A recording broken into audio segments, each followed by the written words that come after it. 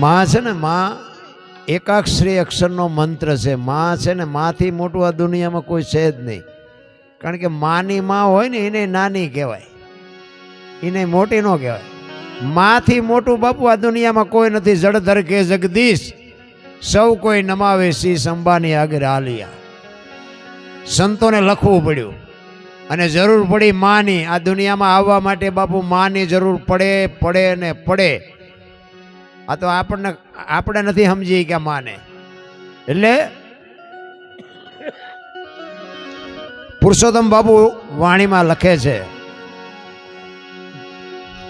હું તો એમ કહું છું કે માના ઋણમાંથી તમે ગમે એટલું આપો કે ગમે એટલી સેવા કરો કે ગમે એટલું ખવડાવો પીવડાવો, એના ઋણમાંથી બાપુ આપણે છૂટી જ ન શકીએ. એક દેહમાંથી બીજો દેહ બનાવો એટલે કેવડી વાત કહેવાય. વિચાર કરજો, એક દેહમાંથી બીજો દેહ બનાવવાનો અને લોહીનું દૂધ કરીને તમને મને પાય. તમે વિચાર તો કરો. તોય જે એ માને રોટલા દેવામાં વાંધા પડતા હોય તો એ જિંદગીમાં ગાડું ન હાલે તમારું પાટે.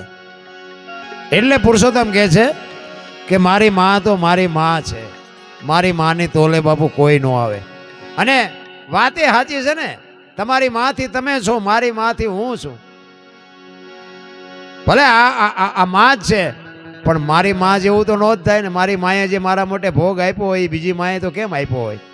એટલે એક એક સફળ પુરુષની માએ બાપુ એક એક માનો હાથ છે. તમને ન ખબર હોય તો કહી દઉં, જેટલા સફળ પુરુષો છે એમાં એક એક ભગવતીનો હાથ છે. તારામતી નો હોત ને તો હરિચંદ્રને કોઈ ઓળખત નહીં, જલારામને વીરબાઈ નો હોત તો કોઈ ઓળખત નહીં, સગાળસાને ચંગાવતી નો હોત તો કોઈ ઓળખત નહીં, દેવીદાસ બાપુને અમરમાં નો હોત તો કોઈ ઓળખત નહીં, અને સવારામ બાપાને જબુમાં નો હોત તો કોઈ ઓળખત નહીં. એક એક સફળ પુરુષની વાંહે બાપુ એક એક ભગવતીનો હાથ છે. જ્યાં ધર્મ ધ્રુજો પુરુષ ન પૂગી કે દીકરીઓ આબરૂ રાખી આ દેશની. સગાળસાની ઝૂંપડીએ આવ્યો, અખિલ બ્રહ્માંડનો નાથ આવે, એ દીકરો કપાવે. વાટ લાંબી છે, ટૂંકામાં કહું. એ દીકરો કપાયો અને પછી કીધું કે તમે વાંજિયા થઈ ગયા, હવે મારે તમારા ઘરનું ખવાય નહીં. થાળીને ઠેબુ મારીને ઊભો થઈ ગયો અખિલ બ્રહ્માંડનો માલિક. તેથી સગાળસા ભાંગીને ભૂકો થઈ ગયા, હારો દીકરો કપાયો ને હવે ખાય નહીં. તેથી ચંગાવતીએ બાપુ લગામ હાથમાં લીધી કે તમે બેસી જાઓ, હવે એ બાવાનું હું સંભાળી લઈશ. કેવી રણચંડી બની છે બાપુ, વાણિયાની દીકરી. ઉંદરડું મારી શકે, વાણિયું ઉંદરડું મારી શકે, દીકરો કેમ કાપ્યો હોય છે. આ વાત આપણને ઉતરે જ નહીં, મગજમાં જ ન બેસે. સગાળસાને કહે છે કે તમે બેસી જાઓ, હવે તમે ગભરાવમાં, હવે જે થાવી હોય થાય. અને આમ ભગવાન હાલતો થયો ને, આમ ખડકી આડી કરીને કીધું કે બાપુ બેસી જાઓ, જેમ્યા વગર નથી જવાનું. એ કે પણ તમારે એક દીકરો હતો એને કાપી નાખ્યો, તમે વાંચી ગઈ, તમારે બીજો દીકરો જોઈએ છે ને બીજું શું જોઈએ છે. શું ભલામણા રણચંડીઓ બની છે, તમે વિચાર તો કરો. હું તો એમ કહું આપણા ઘરે હોય ને હાસવી લેજો. હા, ના કે મેળે નહીં પડે. જેટલા એ દખી થઈ ગયા મોટી મોટી કરવામાં, હવે અડધે પોઈ ગયા, મેળ પડે એવું નથી. ઓલું હતું એ હાસવી ન હોય ગયા. એક અહીંયા અમારે બનેલો દાખલો કહું. પતિ પત્ની રહેતા હતા ને, આ હકીકત છે હો, આ કે જોક્સ બોક્સ નથી. ભાઈ ખેતીનું કરતા હતા ને બેન ઘરનું કરતા હતા. તે બેન રસોઈ બનાવતા હતા ને, એમાં એક પાપડનું પડીકું રોજ આડું આવતું હતું. બેન ને એમ થયું કે આ શેકી નાખવા દે ને ખાઈ જઈશું બે, રોજ નડે છે. બેને પાપડ શેક્યા ને એ દાળ ભાત ને શાક રોટલી જે બનાવવાનું તે બધું બનાવીને ઓલો આવ્યો ને પછી આપ્યું બધું જમવા. પાપડ એ મૂક્યા. હવે આપણે સાના માના ખાઈ લેવી તો વાંધો નહીં, પણ એવા ઘરમાંથી વંટોળિયા ઊભા કરે ને, ધણીનો પાવર હોય ને, એમ કે હું ધણી છું. એમ ગામમાં એને કોઈ 100 ગ્રામ હળદર ન આપે તો અહીંયા ધણી ધણી થતા હોય ઘરે. એની વહુને કે આ પાપડ ભાંગી દે. એની વહુ કે તમને ભગવાન હાથ નથી આપ્યા. એ કે તું મારી વહુ છું, હું તને કહું તાર કરી દેવું પડે. એ કે વહુ છું એમાં મેં જ્યાં ના પાડી, હું તમારી વહુ છું એટલે દા તમારા ઘરનું કામ કરું છું, તમને ભગવાન હાથ. એ કે ભાંગી દેવાનો કે નથી ભાંગી દેવાનો. આપણા ભાઈ રહે આપણે જેવો મેળો હોય તો આપણને ખબર હોય ને, મેળો હોય ભાંગી દે ને ન હોય ભાંગી દે.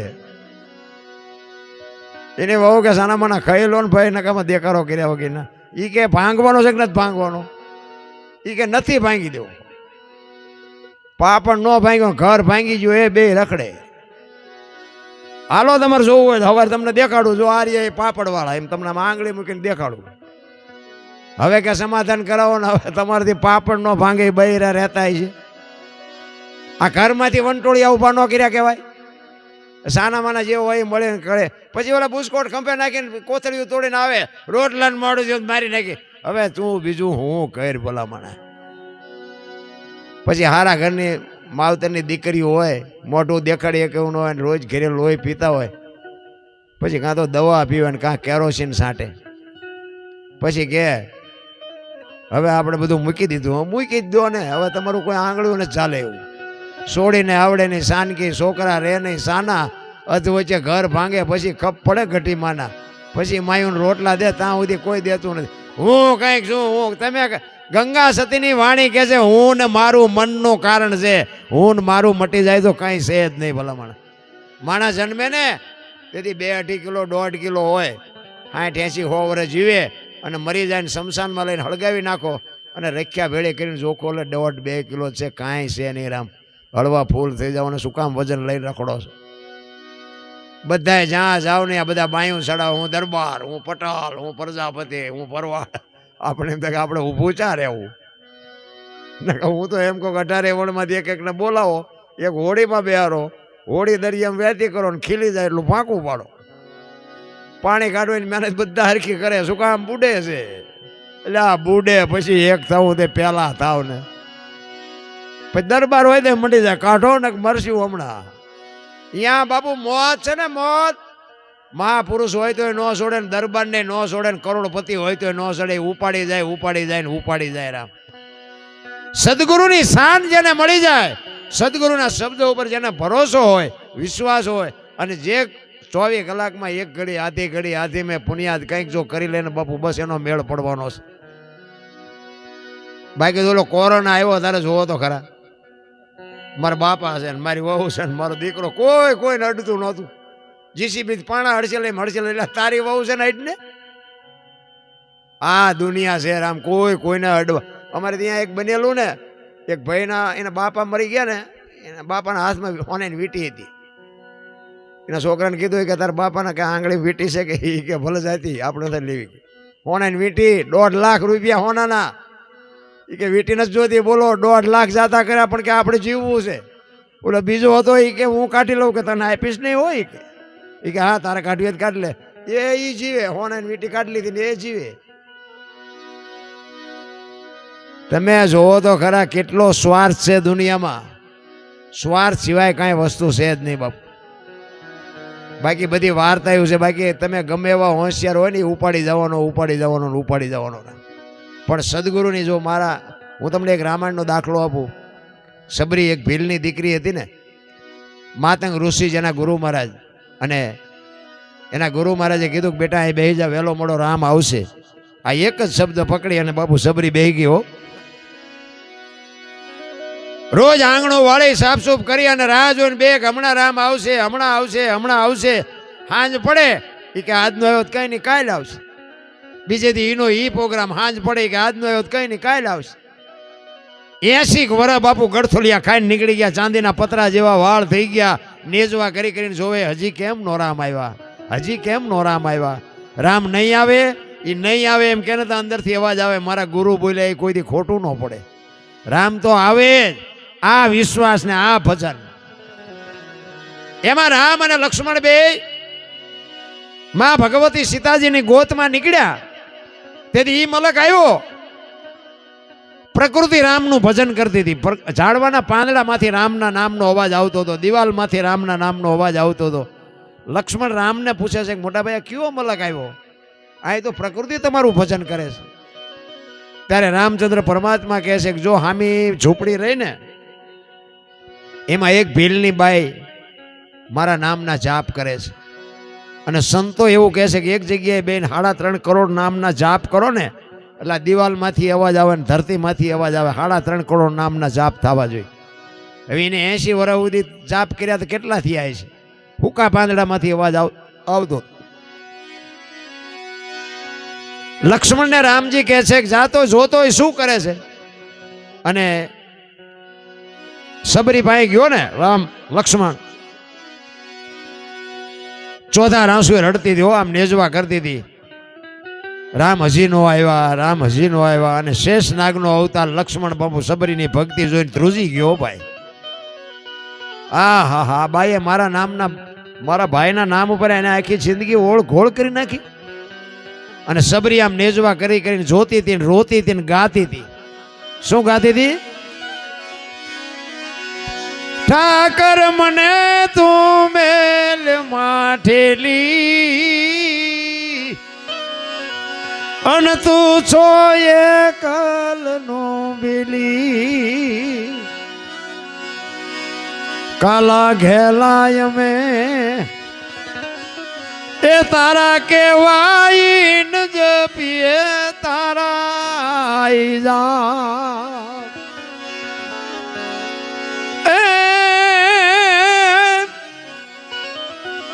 તારી હારે મારે જૂનો નાતો. આપણે બધાને છે પણ આપણે ભૂલી ગયા. નાતો તો બધાને છે, અહીંયા આવ્યા તેથી નાતો કરીને આવ્યા છીએ, હગું આપણે છે પણ આ રૂપિયાની પથારીઓમાં ભૂલી ગયા. એમાંથી હું શું માથું જ નથી કરી શકતા, તો શું ભજન કરો? તારી હારે મારે જૂનો નાતો, બીજે ક્યાં જાવું બાપ ઠાકર મને, ઠાકર મને મેલ માઠેલી, તું છો એકલ નું બેલી. ચોથા આંસુએ રડતી રડતી બાપુ એની જે વેદના હતી, એની જે પીડા હતી, આપણને ઈશ્વર મેળવવાની પીડા જ નથી, વેદના હોવી જોઈએ, વેદના. સંતો તો આપણને માર્ગે ચડાવવા હાટું રોયા. સતાર બાપુની વાણી કે જેને જેને કહું એ કયું ન માને, મૂર્ખો ગણી મને મારે છે લાતું નથી રહેવાતું, હવે નથી રહેવાતું. જેસલની વાણી કે રોઈ રોઈ કોને સાંભળાવું, મારો રુદિયો રોવે માયલો ભીતળ જલે, કોઈ મારી વાત સાંભળવા રાજી નથી. અમરમાની વાણી કે હાલ રે ફકીરી મારી દેવાંગી વિના બીજું કોણ જાણે, આ જગતને મારી ફકીરીની શું ખબર હોય ભલા મને. સંતો આપણને માર્ગે રાખવા હાટું રોયા, પણ હવે આપણને બુઝારું ઢાંક્યું સાંટોય નથી પડતો, શું કરું? ને કે હું તો કહું વરસાદ પડે, કોને હું લેવું છે તો વરસાદ પ્રમાણે ખબર પડે ને.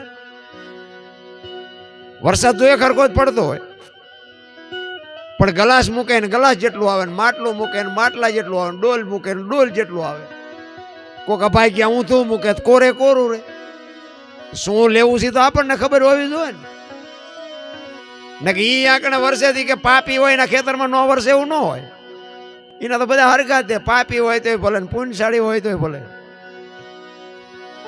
અત્યારે હમણાં ત્યાં અમારે જીરું ઉપાડતા હતા ને એમાં વરસાદના વાદળા થયા. એ કે આ જોવો તો ખરા, પણ મેં કહ્યું આપણે પંપેથી પેલા નથી બધાને હોળ પાડી દીધો, હવે થી તો એ આવે જ તે ને. મેં કહ્યું જેઠ મહિનામાં જોઈને બેહારે, આપણે એમ કે જોઈને શું કામ બેહારી કે વરસાદ નથી થતો, પણ આ તો ઉતાણીએ બેહારવાની હતી તો અત્યારે મંજૂર થાય. હવે આવડી અત્યારે તમે બેહારો દિવાળી પછી ચાલુ થાય છે. આ કલેક્ટર આપણે કીધા ભેગા નથી કરતા, એ ઓલો કીધા ભેગો કરે. આ તો પીડા લાગે ને તઈ બાપુ આપણે નામ લેવા માંડીએ છીએ. આ તરસ લાગે ને કૂવો ખોદ્યા જેવી વાત છે રામ. એટલે આપણું પતે નહીં, પણ એના ભરોસે હાલવાની વાત. મારો કહેવાનો અર્થ એ છે રામ. એટલે આધુરિયાને ન હોય દિલડા કેરી વાત બાપુ. આ છે ને મેં કીધું એમ, જ્યાં જ્યાં ધર્મ ધ્રુજો દીકરીઓ બાપુ આબરૂ રાખી છે, એનો દાખલો છે. કુંભો, જેસલ, સાસટીઓ, માલદે, સધીર, આ એક હામાં મળ્યા હારા નહીં. આ બધાને જો દુનિયામાં પૂજાડ્યા હોય ને તો બૈરે. અમે આ મોટી મોટી કરીને અમારે બૈરું ઘરે કપાતર હોય તો આ તમે અમને આમ હાથની હથેળીમાં રાખો, હલો હલો દરબાર જમવાના, હલો આ ચા પીવાનો, હલો આમ ને હલો આમ ને. પછી ઇન્કવાયરી આવ્યા એનું એમ કહું હલો હલો ઘરે. હું આમ ડેલામાં લઈ જાઉં અને પછી રહોડામાંથી હાણે શું લોટા મંડે ઉડવા, મારે ચીનપા જવું.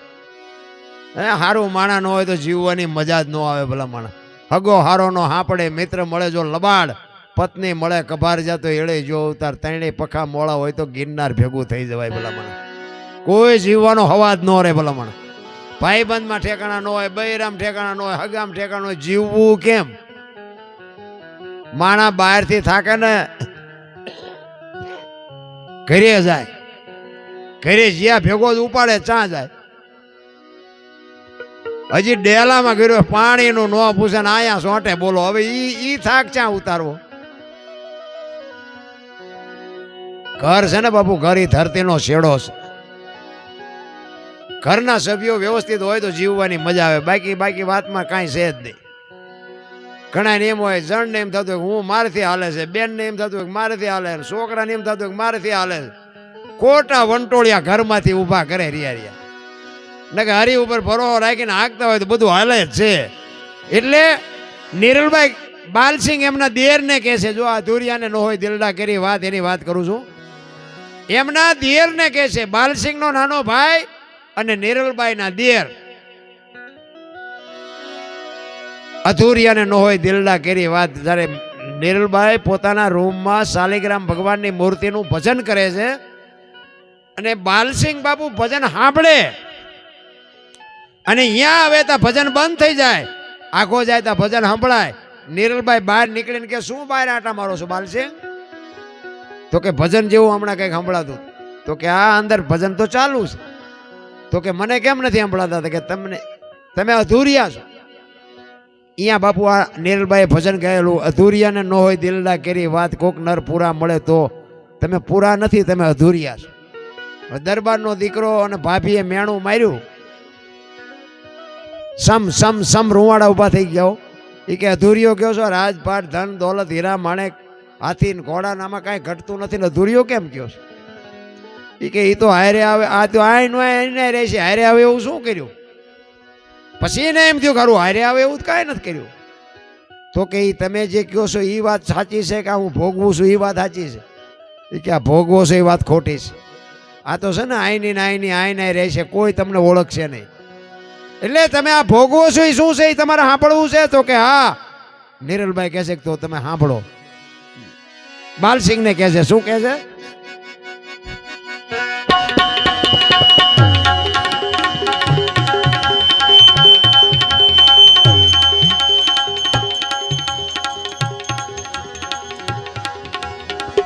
સાઉન્ડમાં અમે કમાઈ ગયા.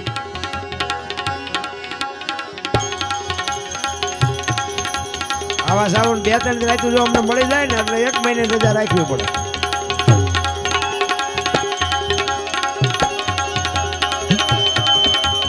આવી ખાડા રે એક બોચિયાની તમે છો, દેડકી રે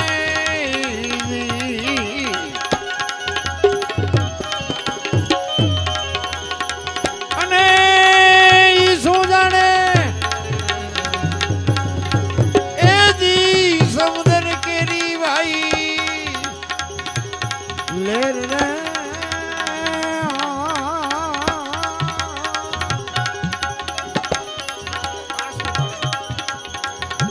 નરપુરા જો એ મળી જાય તો રાવું રેડીએ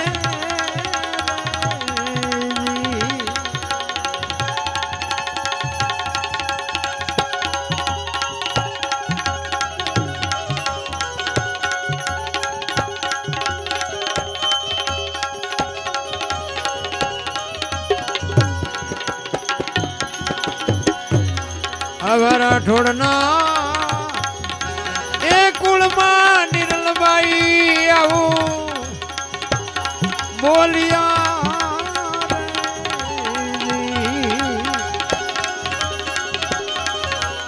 અને દેજો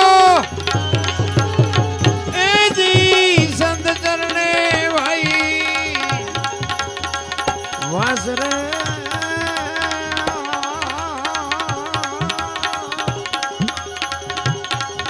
નરપુરા જો